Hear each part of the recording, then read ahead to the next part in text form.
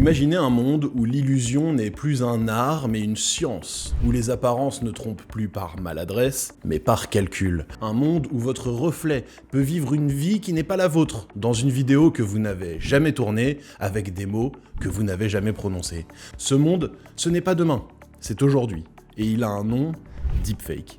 Aujourd'hui, explorons ensemble les conséquences potentielles des dernières avancées technologiques du deepfake. Bienvenue dans la Chronique Tech, votre podcast vidéo où la technologie est explorée avec un regard critique, sans complaisance, mais en conservant une admiration certaine pour le génie humain. Cette admiration qui nous fascine et nous pousse à nous dépasser au quotidien. La Chronique Tech, c'est quelques minutes, tous les dimanches, pour booster votre créativité et vous aider à comprendre la tech qui vous entoure. Les deepfakes reposent sur l'une des architectures les plus puissantes de l'intelligence artificielle contemporaine, les réseaux antagonistes génératifs, ou GAN. Inventés en 2014 par Ian Goodfellow, ces réseaux fonctionnent sur un principe dual. D'un côté, un générateur crée des données synthétiques, pendant qu'un discriminateur tente de les distinguer des vraies. Les deux réseaux s'entraînent mutuellement dans un jeu d'opposition darwinien, jusqu'à atteindre une précision si fine que la sortie du générateur devient pratiquement indiscernable de la réalité. Ce qui se jouait autrefois dans les laboratoires les plus pointus de la Silicon Valley se retrouve aujourd'hui dans les laptops des vidéastes, des propagandistes et des cybercriminels. Grâce à des outils open source comme Deep Face Lab, Face Swap ou les plus récents scripts exploitant Stable Diffusion et DALL-E, couplés à des pipelines audio avec par exemple Eleven Labs, n'importe quel utilisateur disposant d'un minimum de compétences techniques peut créer une vidéo altérée d'un réalisme saisissant. Mais le véritable saut qualitatif est en train de s'opérer ailleurs, dans l'automatisation de la pipeline. Là où il fallait autrefois des heures d'entraînement sur GPU, on peut désormais générer un deepfake complet en quelques minutes via des plateformes SaaS telles que Synthesia, Agen ou Runway ML.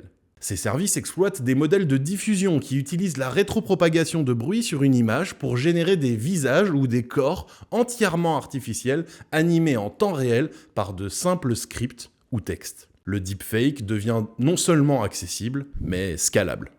Ce phénomène va s'accélérer avec l'arrivée des modèles multimodaux comme GPT-4, Gemini ou Claude, dont on a déjà parlé à plusieurs reprises. Ces IA sont capables de générer simultanément des textes, des audios, des vidéos et des contextes émotionnels. Imaginez une vidéo politique où non seulement l'image est synthétique, mais où le discours est écrit par un modèle linguistique et la voix clonée par un modèle de synthèse vocale. Plus aucun humain n'est requis dans la boucle. Ce n'est plus une falsification, c'est une création ex nihilo. Les enjeux de cette technologie sont colossaux. À court terme, les applications frauduleuses explosent.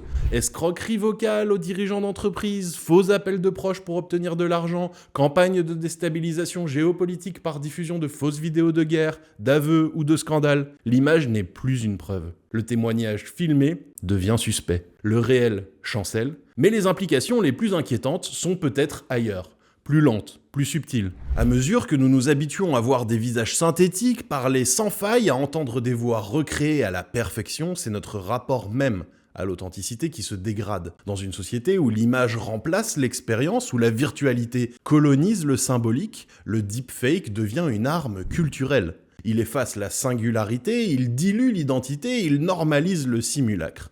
Demain, les deepfakes seront interactifs. Vous pourrez dialoguer avec une version virtuelle d'un politicien ou d'un parent décédé. Les avatars dynamiques propulsés par des LLM, comme ceux de Character.ai, deviendront des compagnons conversationnels dotés de visages réalistes. Il ne s'agira plus simplement de regarder un deepfake, mais d'interagir avec lui, d'entrer dans un monde persuasif où la fiction épouse parfaitement la vraisemblance. À moyen terme, les campagnes électorales seront envahies par des centaines de micro-vidéos personnalisées, chacune adaptée à une typologie d'électeurs, chacun présentant un discours légèrement modifié du candidat pour correspondre aux valeurs supposées de son interlocuteur. Ce n'est pas une dystopie, c'est déjà en cours. La propagande devient personnalisée, segmentée, optimisée, comme une publicité ciblée. La vérité devient variable, selon l'algorithme et selon le destinataire. À long terme, l'hypothèse la plus vertigineuse est celle de la virtualisation totale de l'être humain. Des personnalités entièrement fictives, mais persistantes pourraient émerger.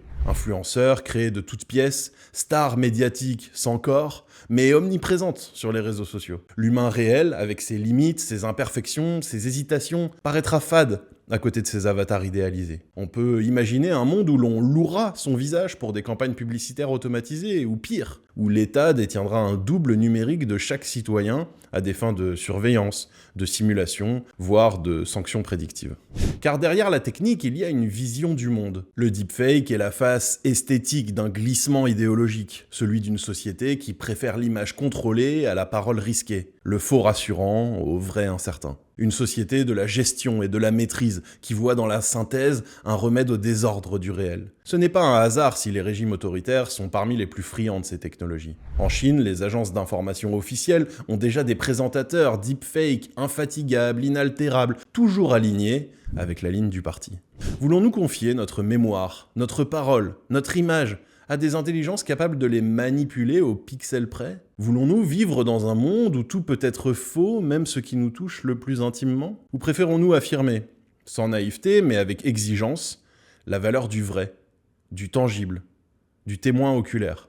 La réponse ne viendra ni des algorithmes ni des lois. Elle surgira d'un sursaut de civilisation, d'un effort pour réapprendre à voir, à entendre, à douter avec discernement. Car ce n'est pas la technologie qui travestit le monde, mais notre disposition à l'accueillir sans exigence. Le deepfake n'est pas un péril en soi, c'est un symptôme. Le symptôme d'une époque qui confond la fluidité des signes avec la richesse du sens. L'accumulation des images avec la mémoire. Il ne menace pas tant la vérité que notre volonté de l'interroger. Il nous tend un miroir, oui, mais ce miroir ne reflète pas le réel déformé. Il reflète notre abandon de la complexité, notre appétit pour les simulacres commodes. Et si menace il y a, elle tient moins à la ruse des machines qu'à notre paresse à penser.